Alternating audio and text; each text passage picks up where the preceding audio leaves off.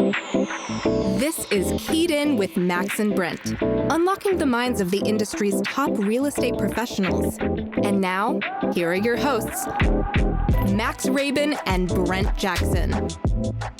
Hey, everybody. Welcome to the Keyed In podcast. I'm Max Rabin with my co-host, Brent Jackson. Brent, how are you today? I'm good. How are you? A little chilly, but I'm good. I'm lovely. We are going to jump right in and start talking to our guest immediately. We're with Meg Grymes. Meg is with our Sotheby's affiliate down in Richmond, Virginia. And Meg, I've known Meg. Meg, when did you first start in real estate? Because I've known you since you started in real estate. What year was that? Yep, it was 2012, fresh out of college. I was 22 years old. So you were like brand new agent. And so this is the interesting thing about Meg's career. Meg started off working with, as a lot of agents do, but she started working with one of the top brokers in the industry, Michael Rankin, who's one of the partner owners of TTR Sotheby's here in Washington, D.C. And you were basically like a full-time assistant doing sort of everything right from the very beginning, right? Yeah, so my official title was Client Services Associate, and it was myself, Michael, and another colleague who had a very similar role to me, who was Marketing Associate. But the way it all shook out is we were just so busy. We had pretty much 25 listings active at any given time, 10 to 15, active buyers, that we had so much going on that we all had a hand in everything. And it was really full court press from all three of us at all times. Can you take us one step back on, that's very impressive volume, but how did you get from college to Mr. Rankin? Like, where did you go to college? And then was it your goal to be client services for TTR Sotheby's with Michael Rankin? Like, how did all that transpire? Sure. So I grew up in Richmond and went to college at University of Virginia. And, like any college kid, I was constantly thinking, what's my path? What am I meant to do? I thought I might want to be in finance. So I did a couple internships at the Federal Reserve and Wachovia Securities. Quickly realized that was not where my passion lay. It just didn't fulfill me. So I ended up knowing what I didn't want to do, but not necessarily what I wanted to do. I did know I wanted to go to a bigger city. I didn't want to head right back to Richmond after college.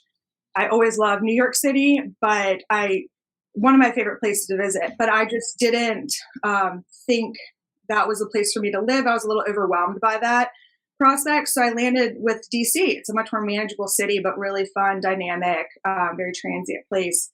And so I did what I think is the best advice for anyone in any industry, and that's just to network. And I reached out to everyone I knew who lived there, who had a tie to a business there. The strength in loose ties is so important in every industry. So I got hooked up with Trish Yan, who we know and love at TTR Sotheby's. She knew that Michael Rankin was looking for this position on his team. And I went in for a couple interviews. And the first one, I was very drawn to his business that he had created, the day-to-day aspect of it.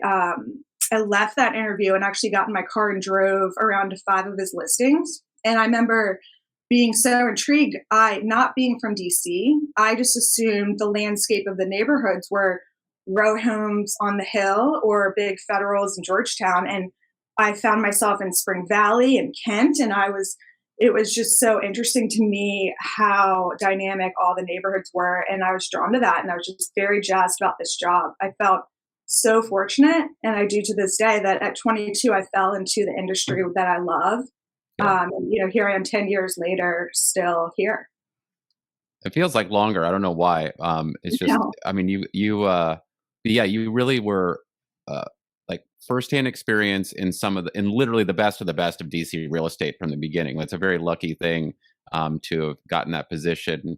Although it's lucky to be able to be in those properties at first, but it's very difficult work because those are high-end clients. They take a lot of care and concern. So how did you manage clients at that level? We're talking about, like, I guess in 2012, these are houses that are like 2 million plus listings, a lot of listings in that category, which is, very high price range back then. How did you manage clients like that at such a young age?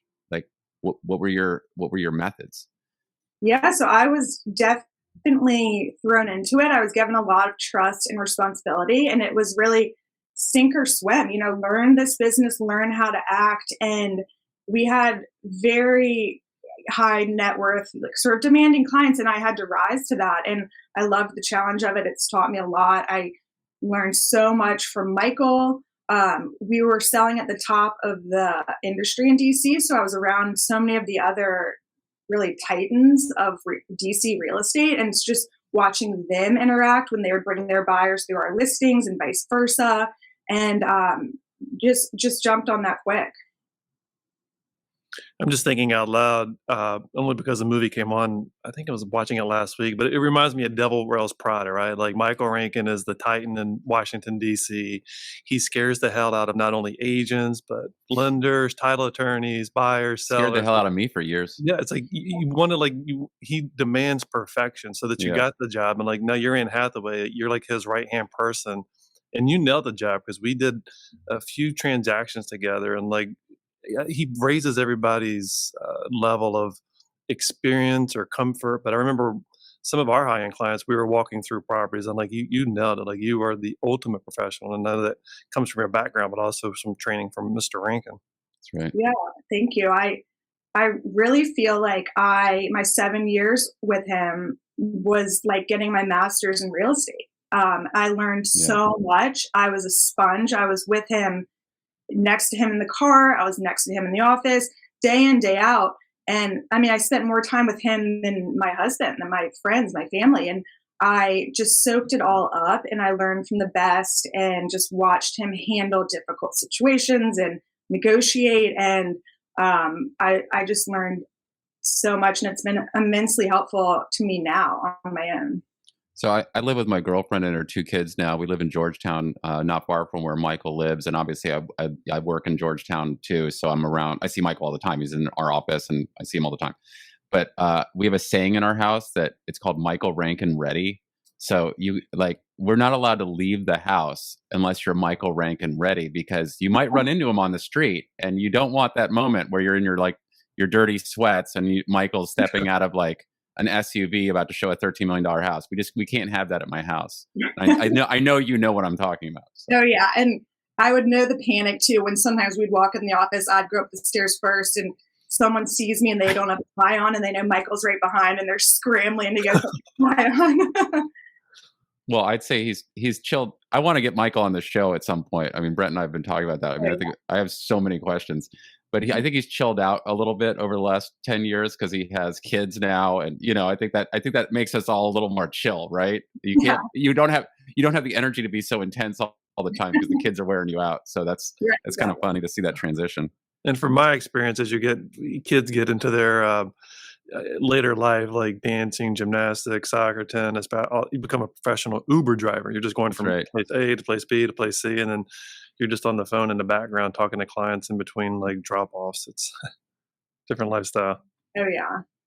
So we have lots of different types of agents listening to the podcast. We have younger agents listening to the podcast. So, as a younger agent, you were starting off working with some of the best agents, or one of the best agents in DC. And I think that that's some advice that I've definitely given new agents or people trying to get in the business, is just try to connect with a top team or a top agent if you can, to get that experience. But so you were starting in 2012. That's still you think about everything that's happened in the last 10 years in terms of real estate technology. Were you also helping him develop a system to run his business? What were you integrating there in terms of technology and CRM? Tell us a little bit about keeping the track of the business in that position. Yeah, we did so much volume. We needed systems in place. I learned the power of consistency very quickly, and routine and habit and your day to day. And I really believe if you focus on getting just 1% better each day, that just compounds on itself, and you have a very effective business to run. CRMs are always interesting.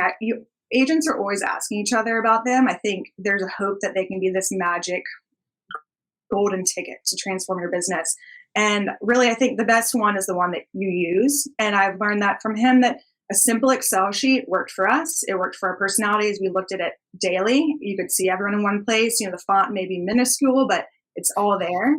And that's Amazing. what we use. So a little old school, but it was around the time of, believe it or not, social media sort of popping up. And I remember creating the TTR Sotheby's Instagram account. I spent a whole day sort of building that, and now it's taken off. But it's wild to think back that people's entire careers are handling and building an account like that, and I was tasked for it for the whole company. For the whole company, I know. Wow. So you were doing the posting for the firm when you first started? Wow, that's impressive. Listen, I'm not trying to give away any secrets, but I was with the company in 2000, 2001, right, and working for one of the other owners of the company. Still with him, and I was there telling them, hey guys, we need to get high-speed internet, okay, in the office. And they were like, what? Like, we have the AOL. Like, I'm not joking, okay? So it's funny, like, these guys are very involved in the business. It's a very interesting dynamic. They're very involved in their own business. They're also running a company, and there's a lot of other stuff going on, and it's happening very rapidly with the technology. And so getting them to catch up with it is funny. Like, we're the last ones to get rid of the fax machine. Office space, you're out there like kicking it and dropping it and baseball bat to it. Well, we can still get faxes, though. I know we can. Someone faxed something to us the other day. I think it was some IRS document. I don't know why the IRS needs to fax things still, but that's another day we can talk about that. Yes. So now you are back in Richmond. You're from Richmond originally, right? Yes. Mm-hmm. So I guess it was like a life change. You got married and you decided to relocate. So tell us about like moving back to Richmond and getting your own business started. Tell us a little about that transition. Yeah. So when I started with Michael, I was 22, and I quickly realized this was a passion of mine. I loved it, and I wanted to be an individual agent. That was my end goal. I think the timing of that was what was always so up in the air. I really loved my job. I loved working with him. I loved DC. I loved everything about, my life in my 20s. Maybe didn't have any work-life balance, but other than that, I just wasn't ever ready to leave. And that was hard for me to make that choice. So my husband ended up getting a job here that they allowed him to work remotely at first, but it was clear for him to sort of level up in that business, we needed to be in Richmond.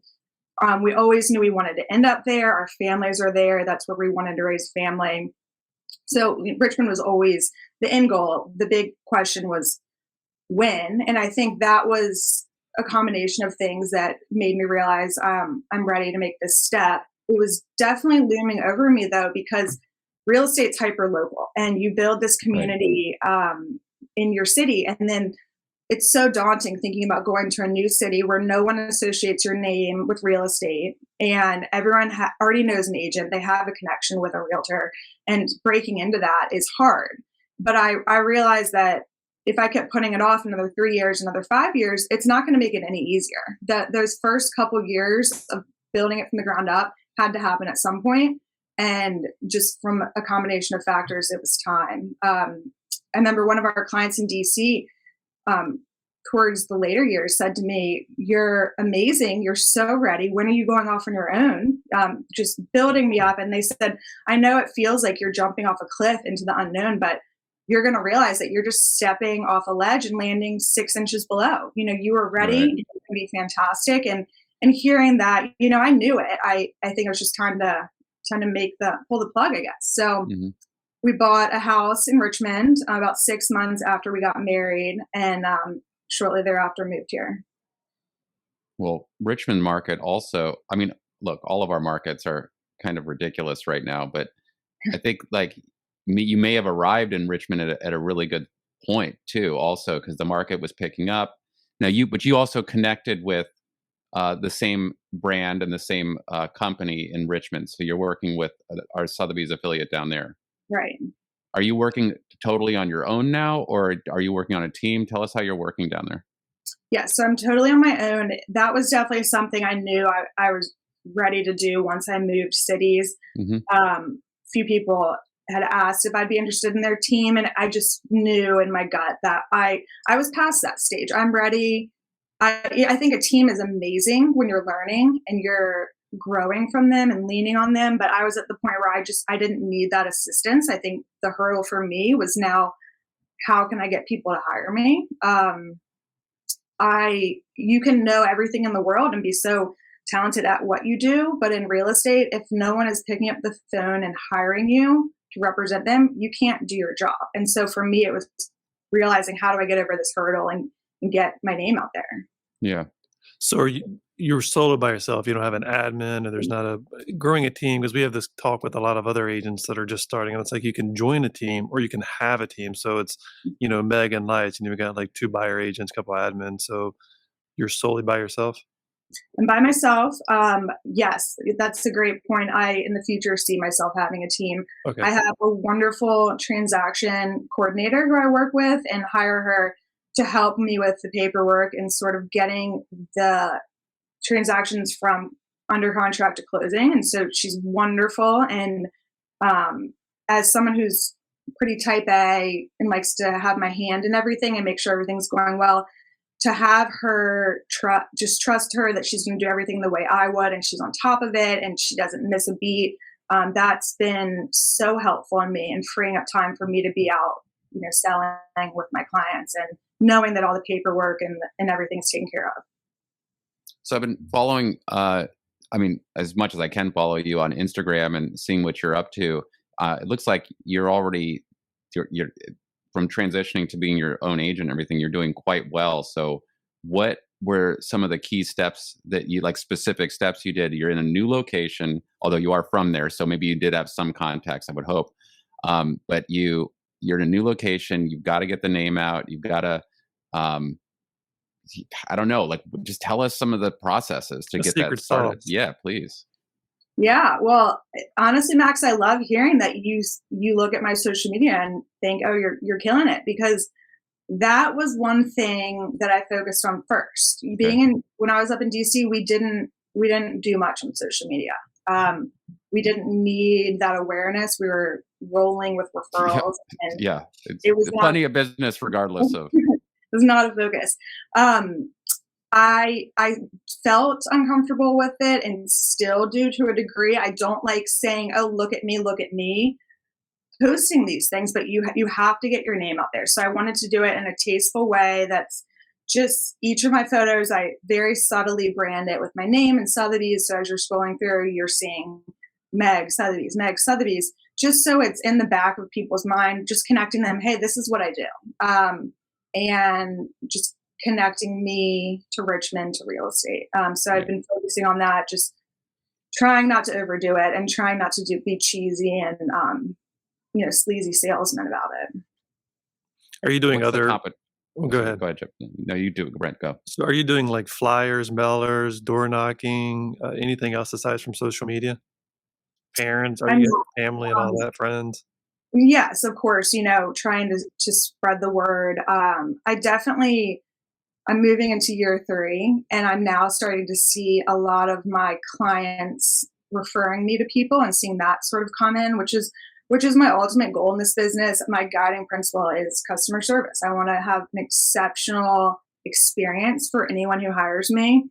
And I want them to be at a cocktail party and overhear someone's looking for a house and they jump in because they believe in me so much and what I've provided them that you have to hire Meg. She's great. Here's her number. Just reach out to her. That's really my goal. And it's exciting to start to see those start to roll in recently.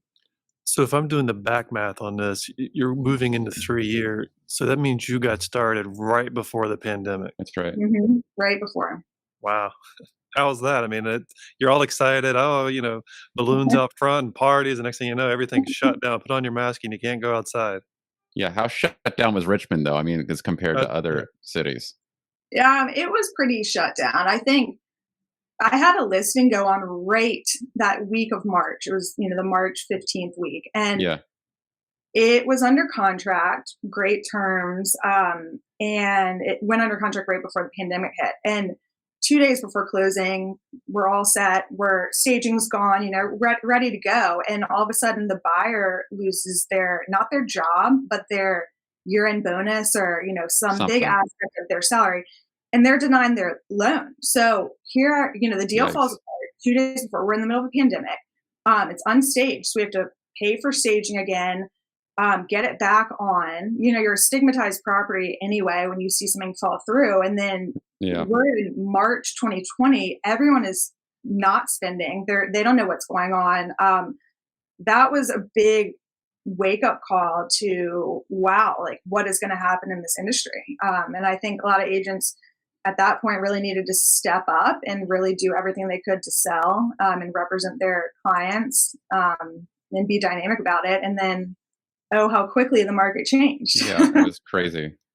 So are you seeing, tell us more about the Richmond market then. Like, are you seeing people sort of migrating away from other larger cities to Richmond? I know the market there is really hot. Like who is the influx? What's happening down there?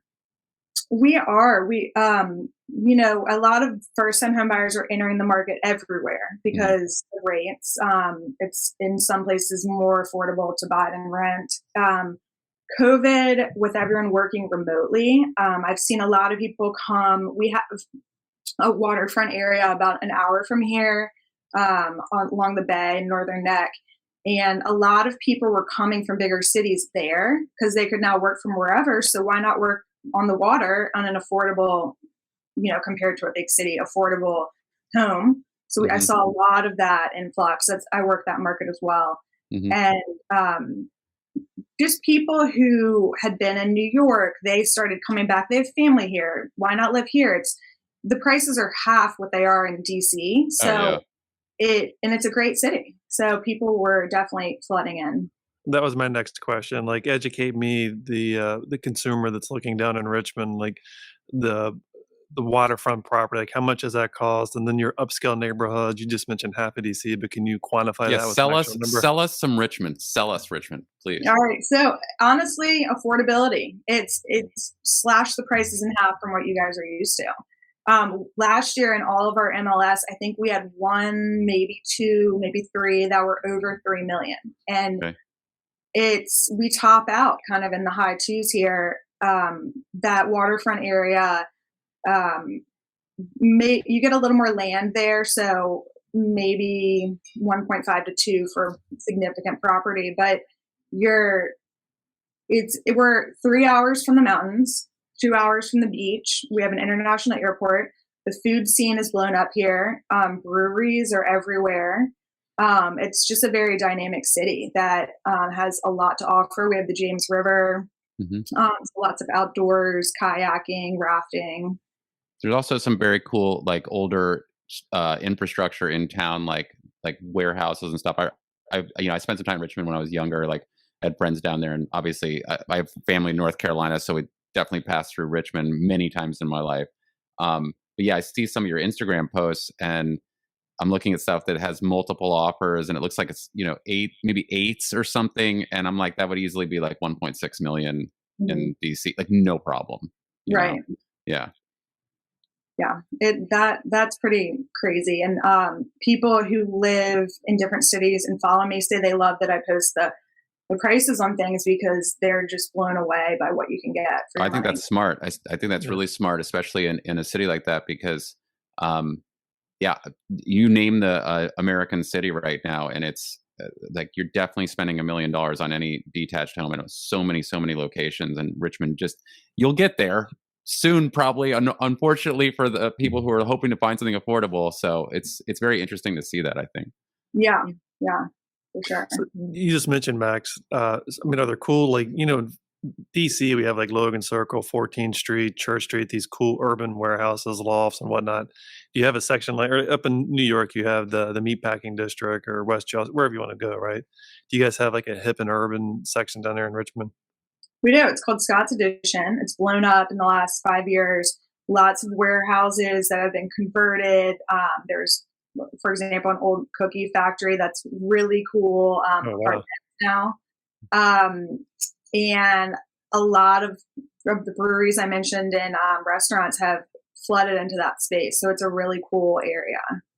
So like a 2-bedroom, 2-bath, that $500,000 That in it that little depends, but section right there. yeah, around there. Interesting.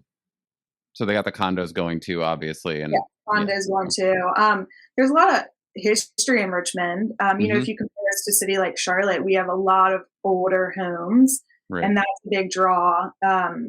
And so there's a place called the Fan, which is Yeah. our Yep. row house area. It's very walkable, really old, beautiful homes. You know, the tall ceilings. They feel like you're walking into a Georgetown home, but just without the price tag.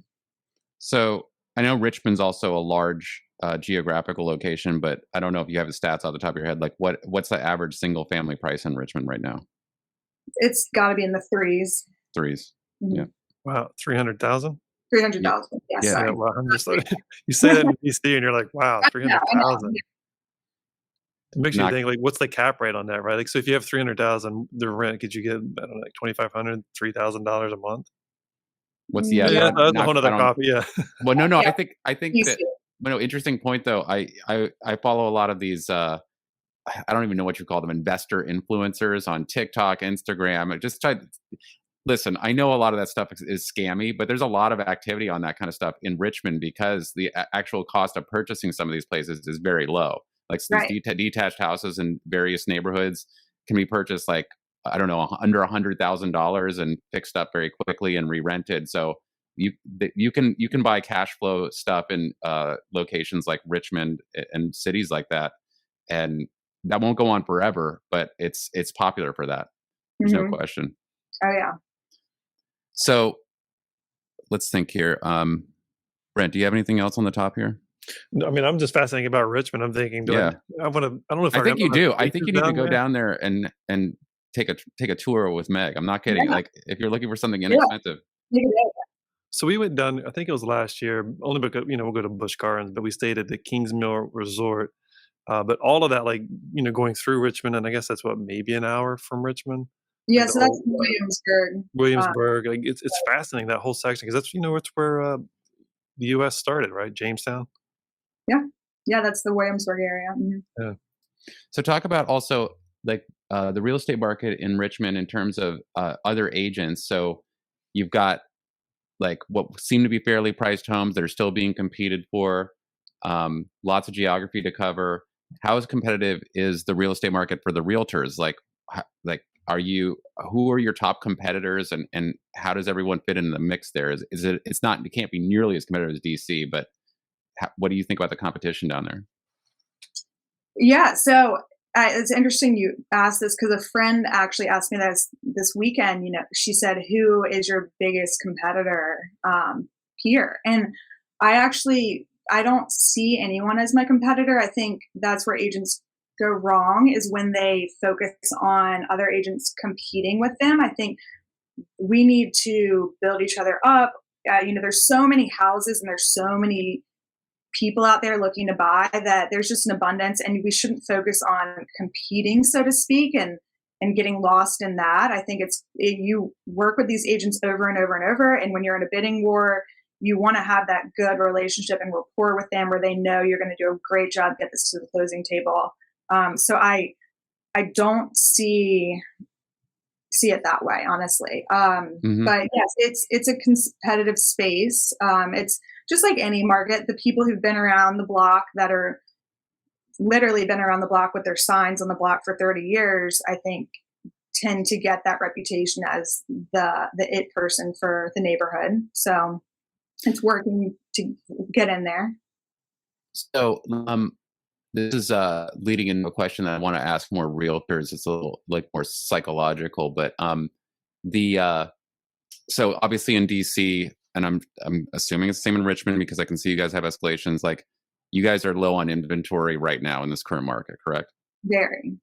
So you're low on inventory. So that means like when a seller is finally like, okay, it's time to sell, are you regularly competing for listings? Are you finding that you're able to work pretty smoothly with people who are referred to you, or are you competing against two other brokers on your listing appointments? It's a mix. Hmm. definitely a mix. I love when I'm competing. I love it because I feel so confident in what I can offer, what my firm can offer. I love being in there and sort of they interview 3 people, been in that situation a lot, and weigh the pros and cons. Um, Other times, people just feel so strongly about the referral. They're only talking to me and going from there. Mm-hmm. But I do love when I'm competing, and I had one recently where it was they were interviewing 3. We had 2 interviews, and I left the last one, and she said, this was so close between you and another agent. It's basically come down to where I feel like I need to just toss a coin. And I got in my car, and I was so disappointed with that and with myself that I hadn't shown my value enough, that it was just down to a coin toss. And it really made me look at my listing presentation and what I'm delivering in those meetings and where are the weak holes and how can I fix that. So one of my things for Q1 is really improving my marketing materials, listing presentation. I'm working with a graphic designer on that right now. And so really excited where that's headed. So I think it's great to have those situations where you're constantly evaluating your business and improving and staying relevant. It's something that Michael taught me. He would say, you can't stay on top forever. And he's right. If you're not constantly editing your business and where you can improve, someone else is going to come in, be more innovative, provide more value. And then you're getting pushed out. So you can never, I think when you get comfortable, that's not a good sign in this business. So I try to constantly see where I have weak areas and improve. That you kind of answered my next question, was like rejection. So or like that was kind of like a half rejection when someone's like, yeah, it's kind of a coin flip. And sometimes people say things in passing and they don't necessarily realize like the effect that has on someone doing business. But for the kind of business we do, where it's like you're either getting the listing and maybe making some money, or you're definitely not getting the listing and there's absolutely no progress there. Right. So it's just a funny business in that way. And recently, Brent and I, we pitched kind of a large. It was a condo project that we were pitching together, and I had another pitch a few weeks before that for another condo project that I definitely wanted to get. And wait, what are you saying? You definitely didn't want to get ours? No, I'm saying I actually wanted both of these projects, and I got neither. Okay, so those are like the first one. I was like, okay, like I knew who the competition was, and I'm like, I mean, whatever. It really, I did not like it. I had a couple of days there where I was like, and what could we have done better? What could we have done differently? Like, how do we approach this thing in the future? And so for the next one, I was with Brent, and we approached it in a different way, and in a way that I thought would be more productive, and in a way that I thought that the other group had pitched it, and we still didn't get it. So sometimes you don't really know the answer to that. So there's so many things where maybe they had a connection with someone all along and they were just going through the motions, and a lot of times maybe they were going with someone again all along, but they wanted to hear that the price was confirmed from 2 other people, and that's from the get-go. You didn't really stand a chance. But I think it helps us to, like you said, approach it different ways and try something different. And I mean, if you don't try something, then you'll never know. Yeah. Curious, this is for my own edification. Something you said stuck out to me. We have dominant market share in a couple of different buildings, blocks, neighborhoods, what have you. And at a certain point, you said you're going to get pushed out if you don't like reinvent yourself or do something different. Like, do you have any tips or tricks on like, if we have this community locked down and we have for 10 years, and it's like, it becomes monotonous. They keep seeing the same flyer, the same brochure, the same magazine, all that jazz. Like, what do you do different? Like, what did Michael do? What do you do different? Good question. I think for me personally, I'm still so new. I wouldn't say I have a niche at all. I think anyone starting just takes the business that comes their way, and as they grow, they build into that area where they specialize. But I think it's just not getting comfortable and just assuming that this building, people will always think of you, and and call you. I think it's looking at what other leaders in our industry are doing and trying something like that, or social media is a big one. Everything's moving online. All buyers start their search online. I remember we adopted a policy on Michael's team pretty early of videos for every listing. I do that here in Richmond, even if it's 200,000 small Cape. There's not much enticing video footage there. I'm still going to do it. My sellers hired me to give them the best value and sell their house, so I'm going to pay the extra money and get the video, get it out there, make it look the best it can online, just so there's, again, no areas of weakness. Yeah, there's no secret there with the video, even if I know it's always a budgeting thing too. Listing agents are like, well, if the potential commission is X and I have to spend X, but the truth is, you got to differentiate yourself in the marketplace, both as a realtor and also for the product. And if you don't have video running, if you don't have like sharp looking stuff on your social media with video right now, you're wasting that opportunity. And it's going to be really hard if you don't start exercising that muscle immediately, or if you haven't been doing that for years, it's going to be really hard to develop that later when it's already, quite frankly, too late. So, right. Yeah. I saw that come into play with me last year. I got called in to interview for a listing. I got the call and wasn't sure how they had gotten my name, how I kind of got thrown into the mix. And once I was there, I realized it was because they saw a video I had done on a house in a neighborhood nearby, and they were drawn to that. And particularly the husband. He's, tell me more about the video. And will our house get one? Of course, all my listings get videos. And I tell them about my process. I worked closely with my videographer, where you only have people's attention online for so long. I don't want them to be longer than 60 seconds. I want to hit the highlights. People today, I've realized they're so spoiled by the internet that they want to see every inch of the house before they get in their car and step through the door. And I think with video, that is just one more step of getting them in and writing an offer. Yeah, for sure. Let me throw this out to both of you guys, because we've kind of we pivoted a little bit, especially like with the 3D Matter report.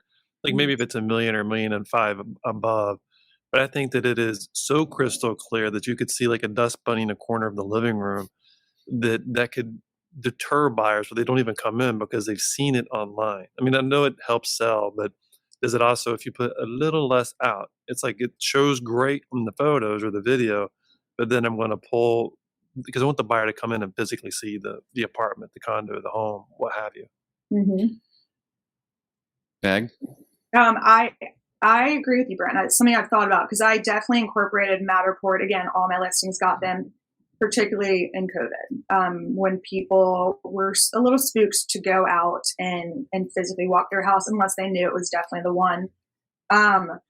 But an example of that is I had a listing where the basement was unfinished, but the opportunity to finish it was so easy. It had the ceiling height, it had the light, it was the perfect rec room, had a fireplace. It was a great selling point. We can't really add value to it. It's not livable space as it was, but I definitely staged it. I had it all painted so you could see the potential and visualize it.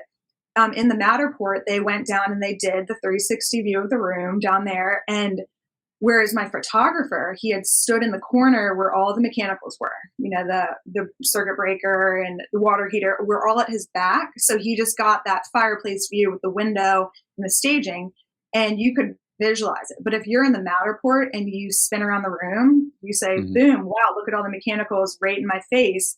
And you lose sight of what it could be.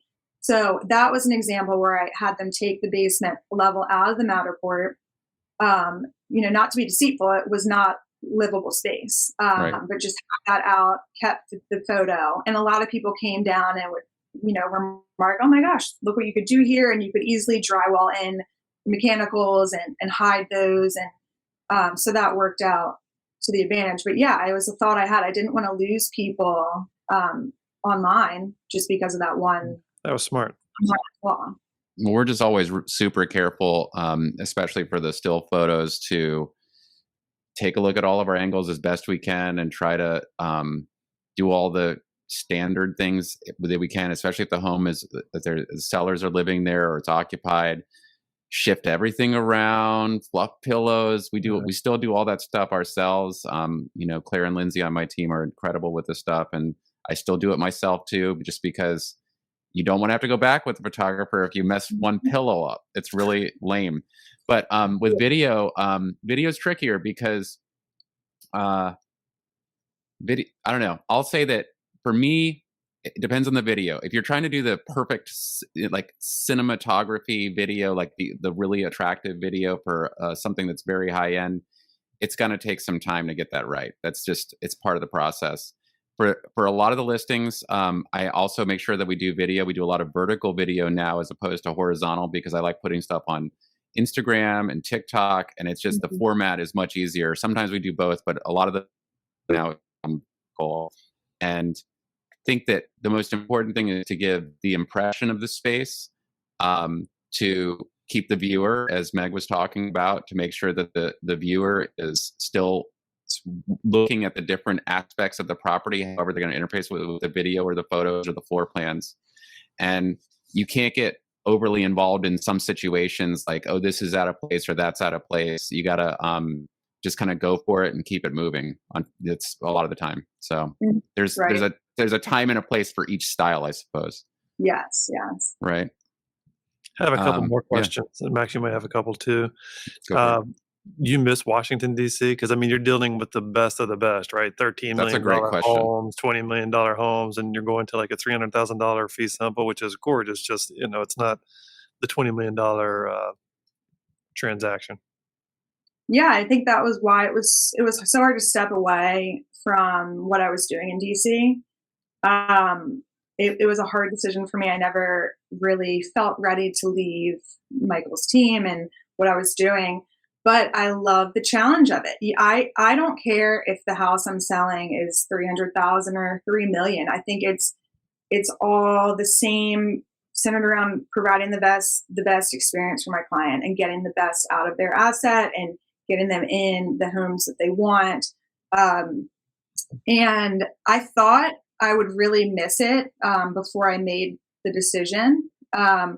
But I really haven't looked back, and I think it's so rewarding building this sort of in my name now, and that's where I aspire to be. I mean, I know my 5-year plan is to be one of the top names that come to mind when you think of luxury real estate in the near West End, which is where I live, and in Richmond County, which is the horse country area right outside of Richmond.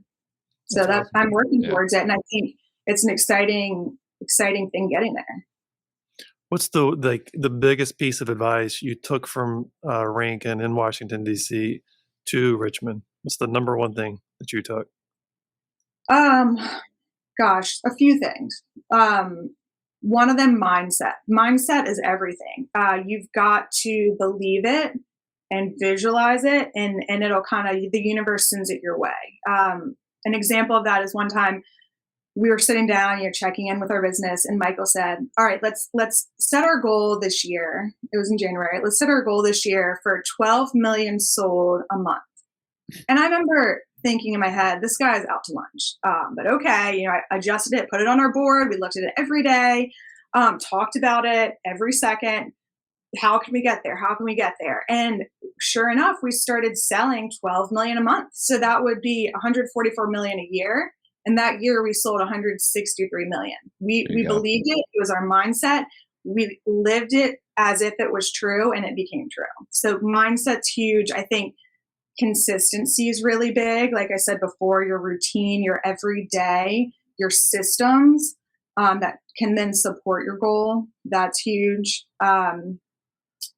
Another thing that I think new agents probably wouldn't think of is, even if you're not on a team, the team that surrounds you is so important and so vital in terms of your home inspector, in terms of your painter, your contractor. And we had such an amazing team that would drop everything to fix an inspection repair last second for us and do a phenomenal job painting where they clean up after themselves. And you trust them that they're going to get the job done on time. They're going to be clean. They're going to be courteous. Yeah. That all those people they're an extension of you. And that's something that new agents should start trying to build immediately. I I sort of set off during that from the start, still working on it. But like my inspector, for example, is phenomenal here. And one of my clients a couple weeks ago reached out to him. She woke up, her husband's out of town, water heater's out, heat is off. She has 2 little kids. She reached out to the inspector and just asked if he had any advice or any insight onto it. He got in his car, drove to her house, Wow. fixed both of them, then got on his phone. The inspector. So nice. Got on his phone, called his favorite HVAC company, got them to come out that afternoon to follow behind him, just check and make sure everything was good and it wouldn't happen again. And then she tried to pay him and he refused. And on top of that, he didn't tell me about this. He wasn't looking for a pat on the back or any recognition for it. She was the one that told me about it. And he is just phenomenal. And those are the people that I surround myself with.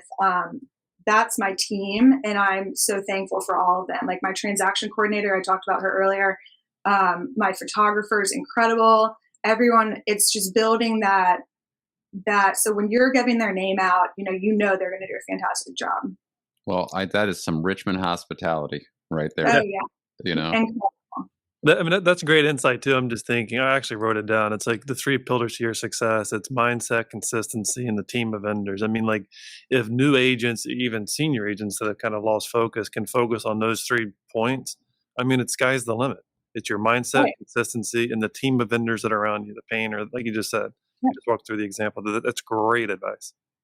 And I think too, Brent, is what is your guiding principle in this job, and not losing sight of that. And for me, it's customer service. I've seen a lot of, and I think a lot of people buy and sell a couple times in their life. So what they've known is what they think all real estate transactions are. And so I've seen a lot on the other end that I've been working on, and they're just not giving their clients the care and service that they should and that they hired them to do. And so for me, it's always making sure that my clients feel I'm picking up the phone, I'm going the extra mile, I'm fixing the problem before they know it was a problem, stress-free, and focusing on that. And I think as I grow, one thing I've learned from my time in DC is we were so busy. I was working 12 days on, 2 days off, 12 days on, 2 days off. Constantly working. It got to the point where I couldn't rely on after 5 o'clock as a time when I could get in a workout. So I had to work out at 6:30 a.m. Did my Orange Theory classes then, because that was 6:30 to 7:30 was pretty much the only time that was guaranteed to be client free. And I didn't have a work-life balance. I loved it. Don't get me wrong. But now I'm in a different phase. I've got a daughter, a dog, and I just want to, as I scale and grow, remind myself that my guiding principle is that customer service. I don't want to get too busy where I can't provide that to all of my clients. I don't want anyone to fall through the cracks and not feel appreciated and cared for in their transaction. So making sure to keep that in check. It's great advice. Well, Brent works out at 1:30 in the morning, so he knows all about that. That's when he gets up, so he doesn't have to talk to clients.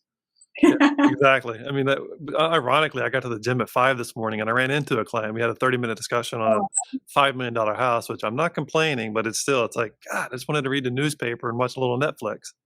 No, you were sending me articles at like 5 in the morning. I was like, what are you doing? There's just something to be said. I mean, as realtors, we're glued to our phones, and there's that level of anxiety when you're in a workout class. You can't have your phone on you for an hour. Who's calling? What am I missing? Yeah, 200 emails. It's finding that balance. Well, but Meg, we love it. We're all crazy. Meg, this has been fantastic. We got to wrap up, and I just got to say, you're clearly an amazing agent and amazing professional, because you wouldn't have lasted that long working with Michael if you weren't. So that speaks volumes to your level of professionalism. So I think anyone should be happy to hire you. You should. I don't see any reason why you won't be one of the top 5 agents in Richmond quickly. So I'm just really impressed. Within 5 years, that's our plan. Within 5 years. Yeah, it's fast now. Sooner. Yeah.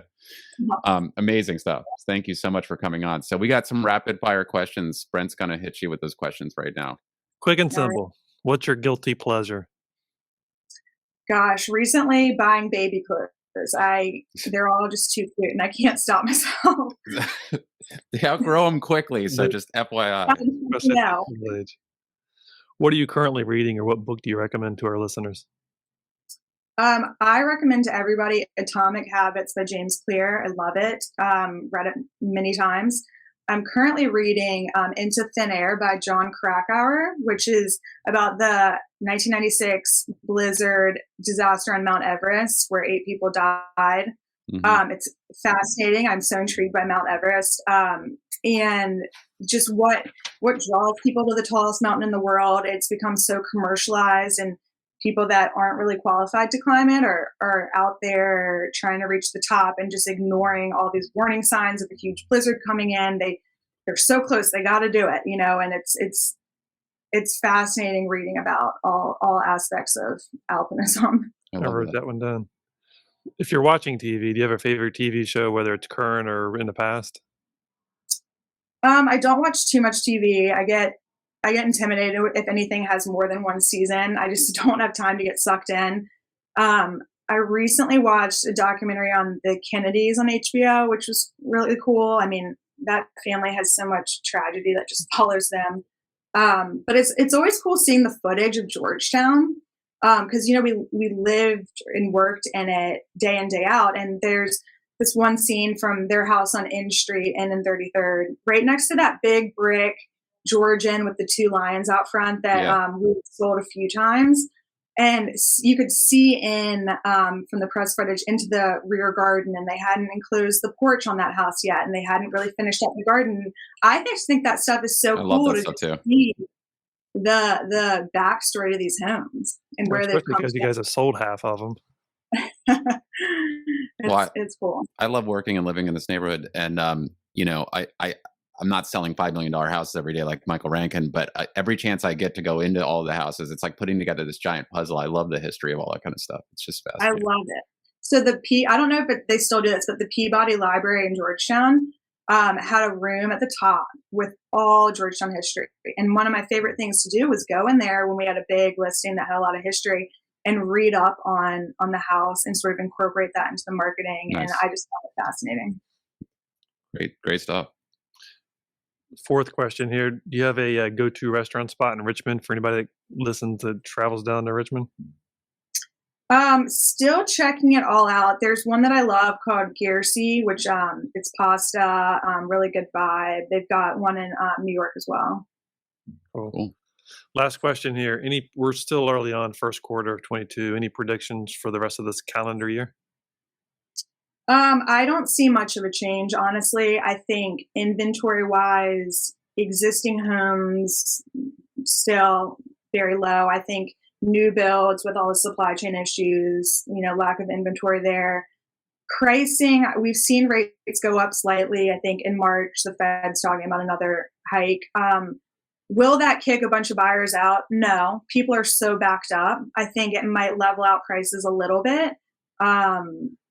Slightly over time, but I think that people are just so desperate at this point to get a house that when they're in a bidding situation, they're going aggressive and prices are still going up. Maybe over time that'll level out, but no, I see this year being a lot like last year. Great insight across the board. That's all for me. Yeah, Meg, fantastic. Thank you so much for coming on the podcast. It was so great to talk to you and catch up, and just love everything you're doing. So well, thanks for having me.